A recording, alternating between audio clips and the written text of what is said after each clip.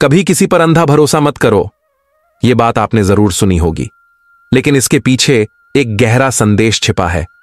भगवान श्री कृष्ण ने भी अपने भक्तों को यही सिखाया था कि भरोसा करो, लेकिन आंख बंद करके नहीं, क्योंकि अंधा भरोसा हमें बहुत बड़ा धोखा दे सकता है।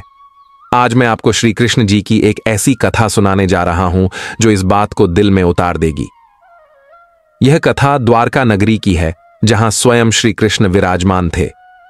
द्वारका में एक बहुत ही सरल और सीधा सादा भक्त रहता था। वह हर सुबह मंदिर जाता, श्री कृष्ण की आरती करता और दिन भर भक्ति में लीन रहता। उसका दिल बहुत साफ था। वह मानता था कि अगर वह श्री कृष्ण की भक्ति करता है तो उसके साथ कभी कोई बुरा नहीं हो सकता। लेकिन उस भक्त की एक कमजोरी थी। वह हर किसी पर अंधा भरोसा कर लेता था। कोई भी उससे कुछ भी कह दे, वह बिना सोचे समझे उस पर विश्वास कर लेता। एक दिन द्वारका में एक व्यापारी आया। वह बहुत चालाक था, लेकिन उसके बोलने का तरीका मीठा और भरोसा जगाने वाला था। व्यापारी ने भक्त से कहा, भाई, मैं तेरी मदद करना चाहता हूं। अगर तू अपना धन मुझे दे दे तो मैं उसे दोगुना करके लौटा दूंगा। मैं सच्चा आदमी हूं, तू मुझ पर भरोसा कर। भक्त ने कुछ भी सोचने या जांचने की जरूरत नहीं समझी। उसने आसमान की ओर देखा और श्री कृष्ण को याद किया और मुस्कुराकर बोला, अगर मेरे कृष्ण मेरे साथ हैं तो कुछ गलत हो ही नहीं सकता। मैं तुझ पर भरोसा करता हूं। और उसने अपना सारा धन व्यापारी को दे दिया। दिन बीतते गए। भक्त रोज मंदिर आता, भगवान के चरणों में फूल चढ़ाता और मन ही मन खुश होता कि कुछ ही दिनों में उसका धन दोगुना होकर वापस आने वाला है। लेकिन एक सुबह जब वह व्यापारी के पास पहुंचा तो वहां ताला लटका हुआ था। आस पड़ोस में पूछने पर पता चला कि व्यापारी तो रात में ही सारा धन लेकर भाग गया।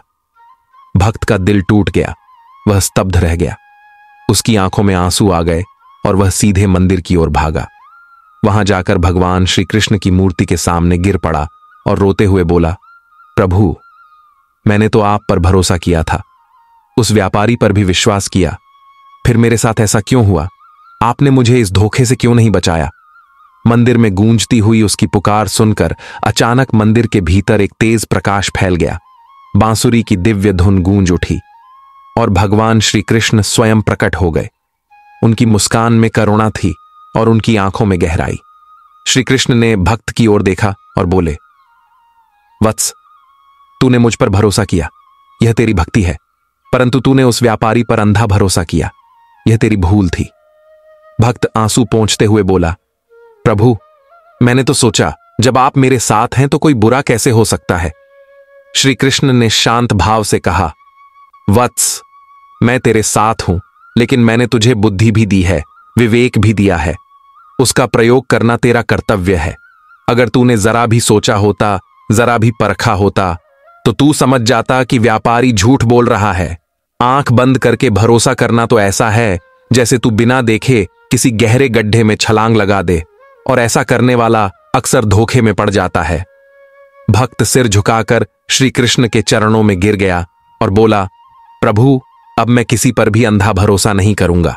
पहले समझूंगा, परखूंगा और फिर विश्वास करूंगा। श्री कृष्ण मुस्कुराए और बोले, यही तो जीवन का ज्ञान है वत्स। भरोसा करो, लेकिन समझ के साथ। हर चमकती चीज सोना नहीं होती, हर मीठी बात सच्चाई नहीं होती।